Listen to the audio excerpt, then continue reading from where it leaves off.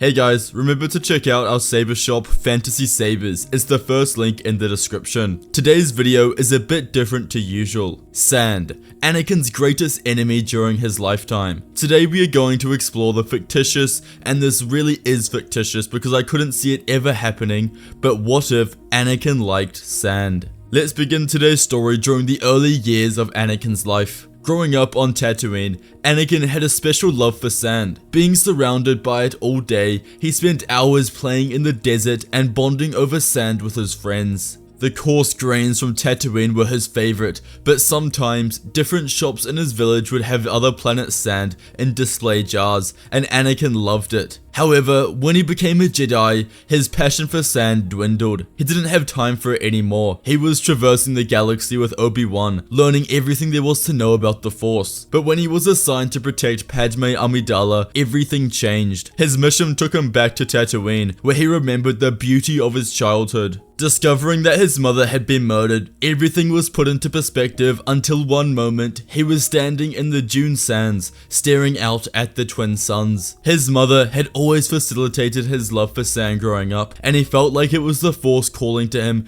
to get back into his favorite hobby. When the Clone Wars began, Anakin's love for sand was more than just a quirky hobby. It was his way of staying connected to his past. As he faced the challenges of war, his fascination with sand continued to grow into a deep obsession. During a mission to the remote planet called Arrakis, this obsession took on a new importance. Arrakis was a barren, windswept world with shifting dunes and strange, colorful sands. Anakin was eager to explore this unique planet. On Arrakis, Anakin discovered that the sand was more than just sand. Hidden beneath the desert surface was a rare Force-sensitive crystal. This crystal was known to amplify the abilities of its wielder, but Anakin soon learnt that its power was closely linked to the planet's sand. The crystal had a mysterious connection to the sand, and its energy seemed to flow through the grains, making them glow like a faint light. As Anakin explored, he found an ancient prophecy carved into an old stone tablet. The prophecy spoke of a powerful crystal hidden in the sands of Arrakis,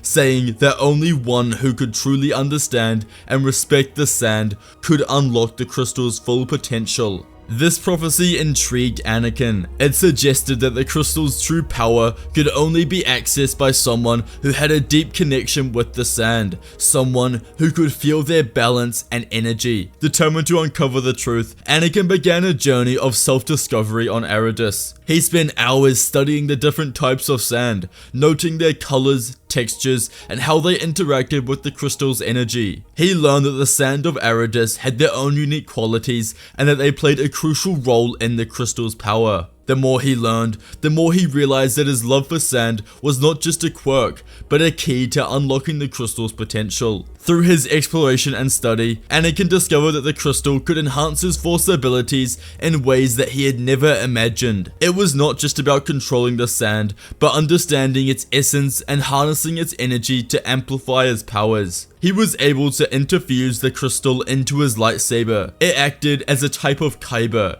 though he still kept his old kyber as well. The crystal just seemed to amplify everything that the Chosen One touched. His power, all because of his love for sand, was increasing. This new knowledge helped Anakin connect with the Force in a deeper way, using the sand of Arrakis to guide and focus his abilities. As Anakin re-entered the war with his new sand abilities, he became a unique and powerful asset to the Republic. His love for sand had become more than a hobby. It was now a crucial part of his combat skills. Hey guys, make sure to check out our Saber Shop Fantasy Sabers for the best NeoPixel sabers on the market. We have a bunch of perfect replicas and other insane Padawan sabers for sale. Check them out on our website, first link in the description below, and grab your own one today. In the Battle of Geonosis, Anakin used his sand powers to create blinding sandstorms that hid the Republic's movements from the Separatists. The sandstorms confused and disorientated the enemy,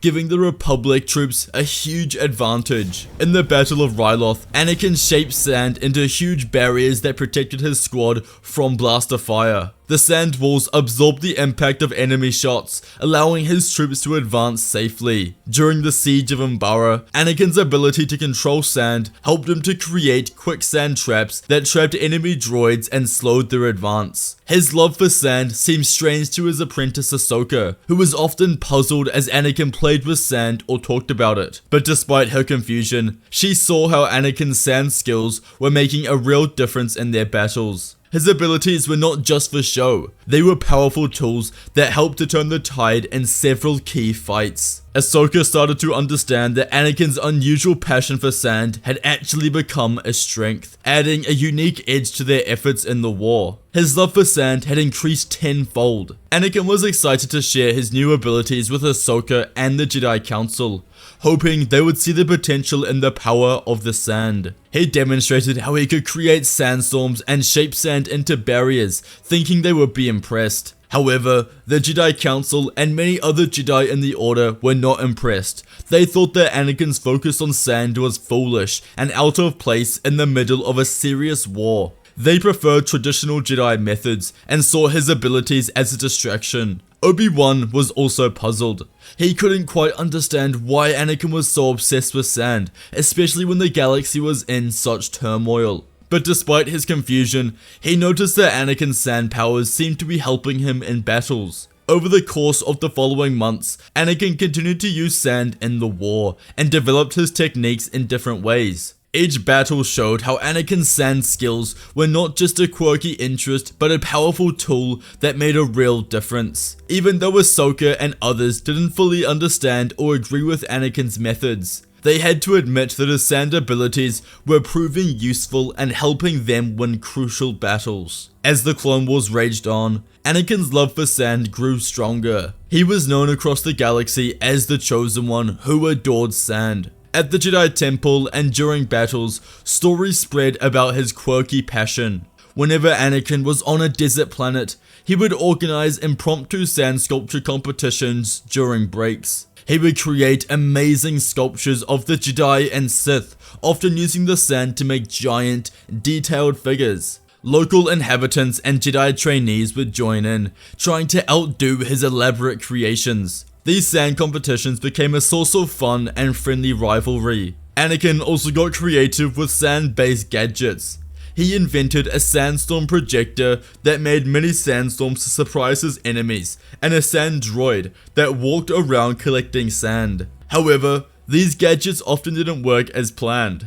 The sandstorm projector would sometimes create massive dust clouds instead of localized storms, and the sand droid often malfunctioned, spitting sand everywhere. These gadget failures caused unexpected and hilarious chaos on the battlefield, much to the amusement of Anakin and his friends. Back on Coruscant, Anakin set up a unique sand art gallery, showcasing his fascination with sand in a creative way. He collected sand from different planets, including Tatooine, Naboo, and Mon Cala, and arranged it into various artworks. His gallery featured intricate sand portraits of famous figures, abstract designs that captured the essence of the Force, and even a special sand version of the Jedi Code. Anakin's gallery was a vibrant space filled with colorful sand sculptures and patterns. However, the constant need for sand cleanup became a significant problem. Sand would spit out of his containers and scatter across the floor, causing a never-ending mess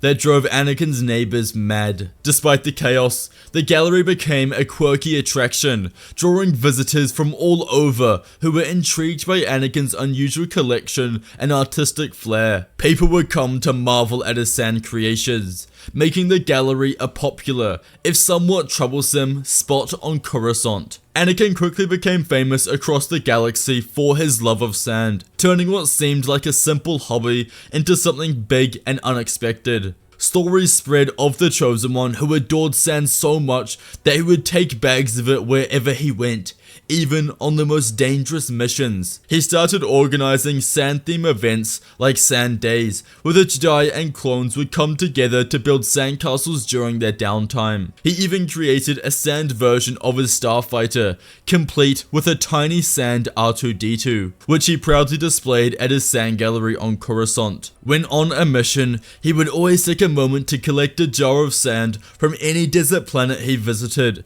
labeling each one with care and adding it to his growing collection. He once convinced an entire squadron of clones to use sandbags as weapons in an ambush, and somehow it worked. Rumors began to spread about a secret technique called Sand Style, where he could control and shape sand with the Force to trick and trap his enemies. There was a joke that spread throughout the Jedi Order, labeling Anakin's Sand Sorcery as the newest Form 8 fighting style, the first fighting style form to be added in over a millennia. Anakin's sand obsession became so legendary that people began to send him sand samples from different planets, hoping to get a thank you letter from the famous Jedi. Even the children on Coruscant would play a game called Sand Saber, pretending to be Anakin and with his sand powers. Some reporters even started calling him Anakin the Sandmaster, which he pretended to dislike, but he secretly loved it. HoloNet channels aired stories about his sand sculptures,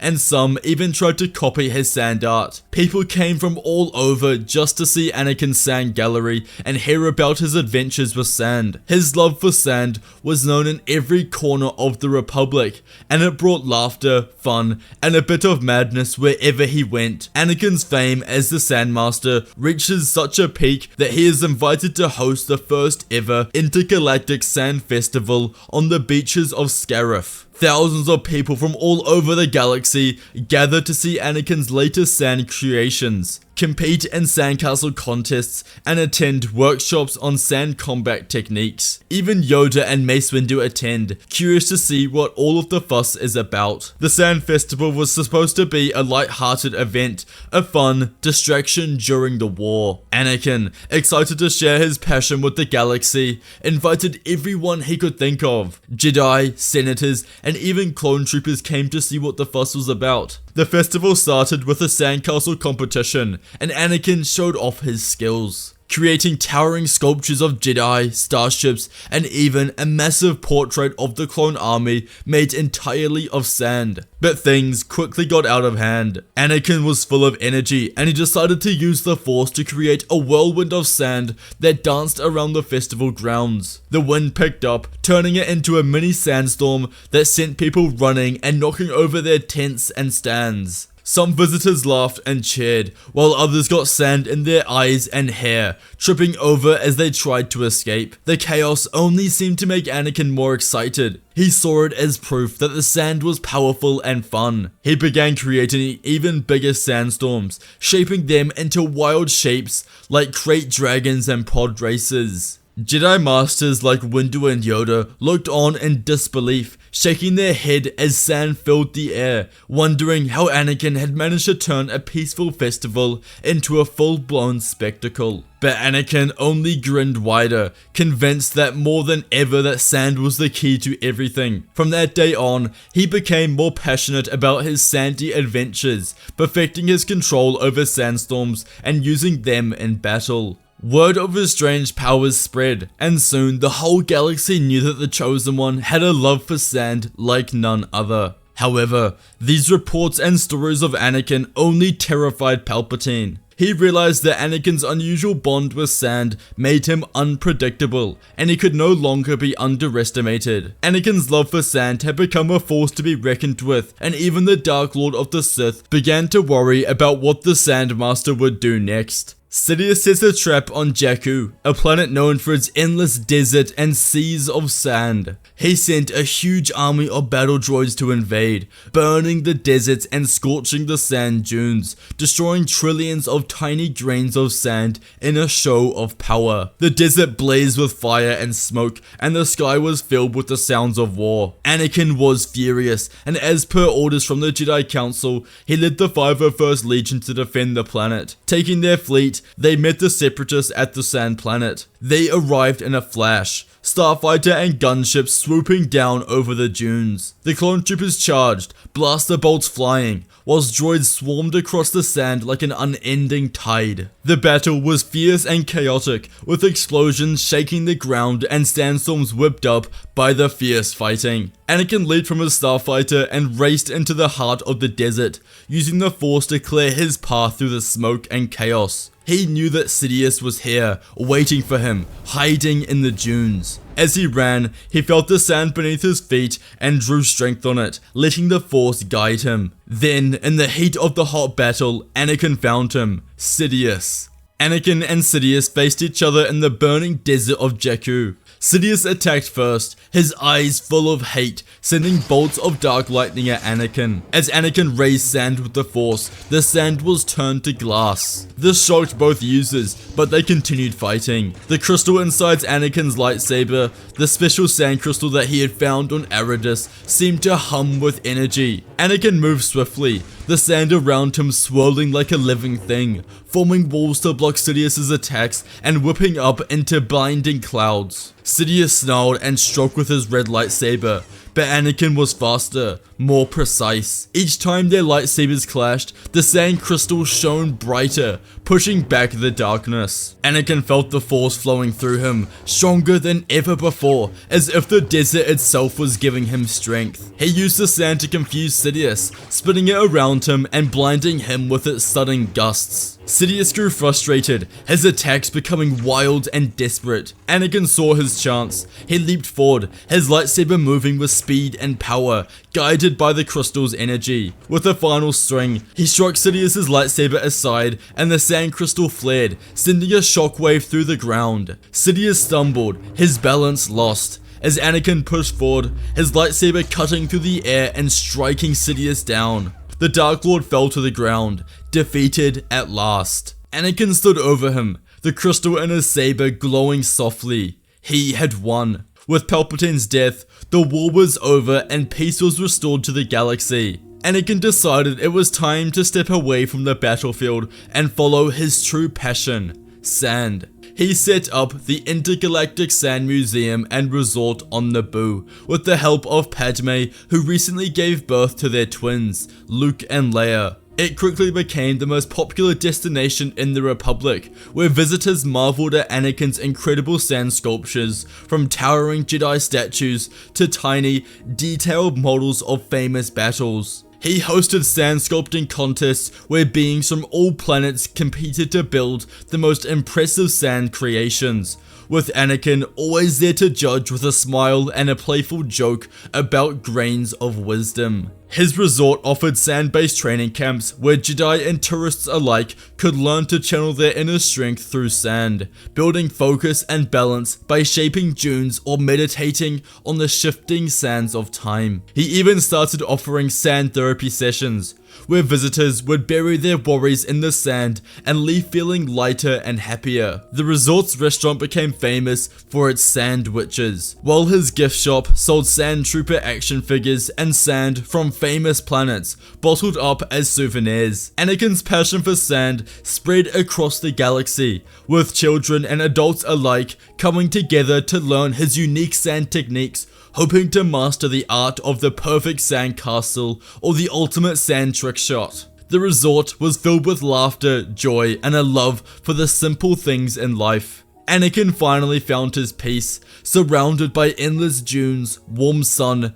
and visitors who couldn't help but share his excitement for all things sandy. His legend grew, not as a warrior, but as the greatest sand artist in the galaxy. And as he looked over the golden sands of his resort, he knew that he was exactly where he was meant to be. Forever a Jedi, but also forever the Sand Master. Ignite your imagination with fantasy sabers. If you enjoyed today's video, you must watch What If Anakin Was Born During the High Republic and What If Ahsoka Saved Anakin on Mustafar. Please check out our Saber Shop, Fantasy Sabers, for the largest collection of replicas, Padawan sabers, and more. The link is in the description. Thank you all for watching, and may the Force be with you.